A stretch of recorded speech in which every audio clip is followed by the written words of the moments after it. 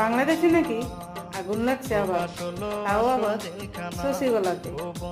তাহলে এখন একটু কম দেখি কিছু বলার মতন কোনো ভাষা আছে কিনা। এই যে প্রবাস থেকে রেমিটেন্স যা পাঠাইতে আছে বাংলাদেশ নাকি উন্নত করার জন্য, আর প্রত্যেক বছর বছর বাংলাদেশ, আমি তো মনে করি বাংলাদেশ উন্নত করার জন্য তো এই রেমিটেন্স পাঠানো হয় না, বাংলাদেশ পুরানোর জন্য রেমিটেন্স পাঠানো হয়। কেননা বাংলাদেশে প্রবাসে যারা কামলা দিতে আছে ওরা তো শুধু বাংলাদেশের জন্য কামলা দিতে আছে, বাংলাদেশে রেমিটেন্স পাঠাবে আর যাইলে ওরা পড়াবে। এখন নাকি আগের সরকার নাকি খারাপ ছিল, ওই জায়গায় পড়ছে সেই জায়গায় পড়ছে, ওখানে আগুন লাগাইছে হ্যাঁ আগুন লাগাইছে।